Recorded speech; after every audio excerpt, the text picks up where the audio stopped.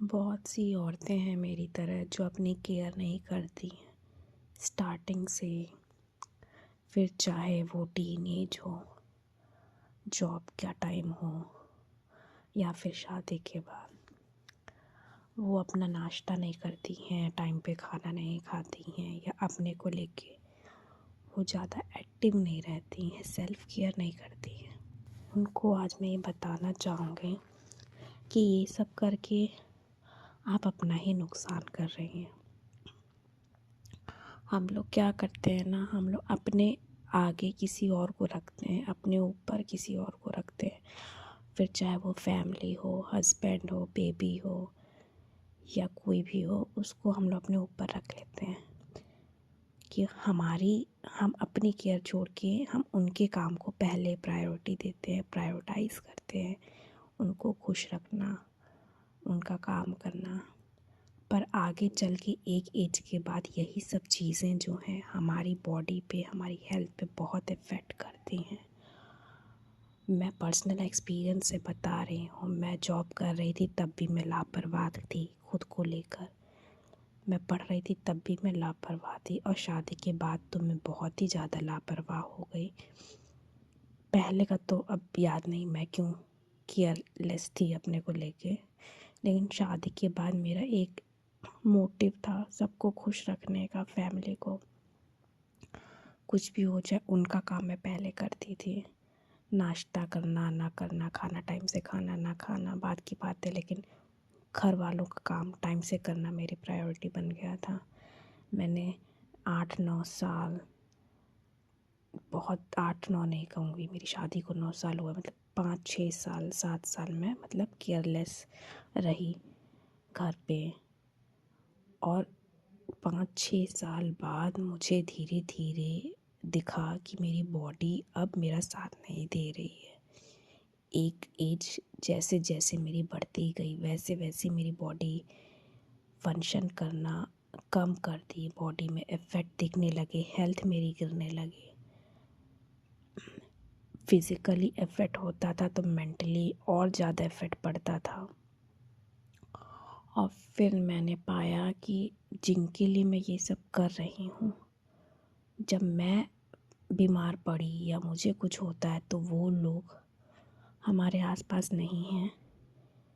जिनके लिए हम अपने को पीछे रख के, जिनकी खुशी के लिए खुद को पीछे रख के, अपनी बॉडी, अपनी हेल्थ, मेंटल या फिज़िकल को पीछे रख के उनकी खुशी या उनके लिए हम लोग खड़े थे, लेकिन जब मुझे ज़रूरत पड़ी तो वो लोग मेरे साथ नहीं हैं। आप बीमार हैं, ये हर कोई कहता है कि मैं साथ दूंगा, चाहे जैसे हो, बीवी हो, फैमिली हो, कोई भी हो, कि मतलब हम आपके साथ खड़े हैं, परेशान ना हो। अगर आप ऐसे नॉर्मली पूछेंगे, कल को मान लो कुछ मुझे हुआ तो क्या तुम मेरा साथ दोगे, मेरी सेवा करोगे, उस टाइम हर कोई कहेगा हाँ हाँ कर लेंगे, करेंगे, क्यों नहीं करेंगे। मैं बीमार पड़ा या मैं बीमार पड़ूंगा तो क्या तुम नहीं करोगी। तो लेकिन ये चीज़ होता नहीं है सच में। जब हम औरतें बीमार पड़ती हैं, घर की जो हेड है या घर की जो फीमेल मेंबर है, अगर वो बीमार पड़ती हैं तो फैमिली में कोई सपोर्ट नहीं करता है।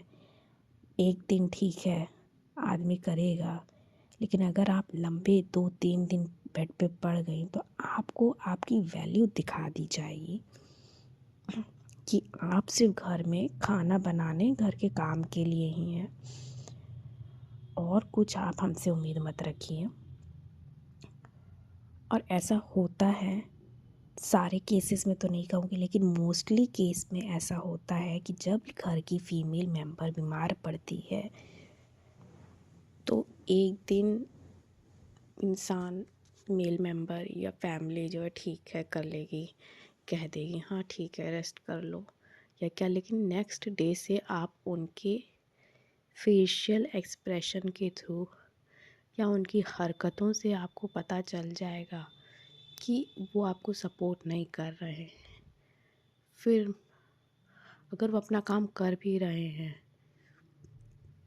तो एक बार भी कोई आपके पास आके हालचाल नहीं पूछने वाला, कोई आपको पैम्पर नहीं करेगा, कोई आपको मेडिसिन नहीं देगा। आप बोलेंगे कि मेरे साथ ऐसा है या मुझे ऐसी दिक्कत हो रही है तो यहाँ तक कि कोई साइलेंटली सुनेगा भी नहीं, इग्नोर कर देगा। हाँ, मुझे मतलब ये नहीं समझ में आता है कि आप लोग को कुछ होता है, अगर किसी फैमिली मेम्बर को या मेल मेम्बर को कुछ होता है तो हम लेडीज़, हम औरतें घर का काम भी करती हैं और आप लोग को पैम्पर भी करती हैं, संभालती भी हैं, टाइम से दवा दारू सब कुछ करते हैं। लेकिन जब हम फीमेल्स को कुछ होता है तो सबकी बात नहीं कर रही, लेकिन कुछ लोग के साथ ऐसा होता है, मेल मेंबर जो होता है वो कभी ये सब क्यों नहीं करता। हम लोग को भी इच्छा होती है या हम लोग में भी फीलिंग्स इमोशंस होती हैं कि जो हम केयर लव कर रहे हैं उसके हम लोग भी भोगी हैं, हम लोग को भी वो चीज़ चाहिए। हमें भी इच्छा होती है कि हम लोग उम्मीद करते हैं कि जो हम कर रहे हैं उसका हमें भी मिले ना। हमारे साथ ऐसा अगर होगा तो जो चीज़ हमने आपके साथ की है, आपकी केयर की है, सेम केयर आप हमारे लिए भी करेंगे जब हम किसी चीज़ से सफ़र करेंगे। पर ऐसा 90% केसेस में नहीं होता है। अगर आप एक दिन पड़ गए ना बेड पे, आपको आपकी वैल्यू बता दी जाएगी, आपको खुद समझ में आएगा। इसलिए मेरा हर फीमेल से एक रिक्वेस्ट है, प्लीज़ आप अपनी हेल्थ पे ध्यान ज़रूर दें। ये मेरी मम्मी पहले कहती थी, लेकिन उस टाइम टीन एज में या जॉब लाइफ में मैंने कभी इस चीज़ को इतना नहीं सोचा या नहीं समझा, मुझे नहीं बुद्धि आई।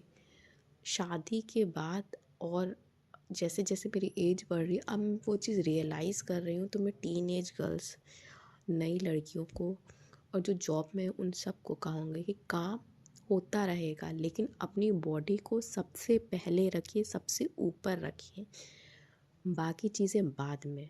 फिर चाहे वो फैमिली हो, बॉस हो, पढ़ाई हो, कुछ भी हो, लेकिन अपना केयर खुद करिए। क्योंकि अगर आपकी बॉडी आपके साथ नहीं है, अगर आप बीमार हैं तो कोई आपके साथ नहीं है।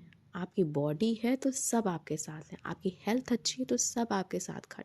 लेकिन आपकी हेल्थ बिगड़ी, आपको ज़रा सा फीवर भी हुआ ना, एक दिन से ज़्यादा दूसरे दिन कोई आपको बेड पे खाना नहीं देने वाला। कोई खाना तो दूर की बात है, कोई आपसे पूछेगा भी नहीं कि आप कैसे हैं, आपने दवा ली या नहीं ली, कि क्या कैसे फॉर्मेलिटी के लिए आदमी कर लेगा। लेकिन केयर जो हम लोग को चाहिए वो हम ही लोग दे सकते हैं, अगला दे, खासकर आदमी लोग तो जिनको मिल रहा है बहुत ही बढ़िया है। आप लोग बहुत लकी हैं, उनका थैंक्स करिए, थैंकफुल रहिए उनके, क्योंकि आप बहुत लकी हैं कि आपको ऐसे लोग मिले हैं जो आपकी बीमारी में आपका हालचाल ले रहे हैं, आपको दवा दे रहे हैं, जितने दिन आप बेड पे हो उतने दिन आपको पैम्पर कर रहे हैं। So you are very lucky. But 90% cases में औरतें बीमार होकर भी काम करती हैं, कोई उनको पूछने वाला नहीं होता है।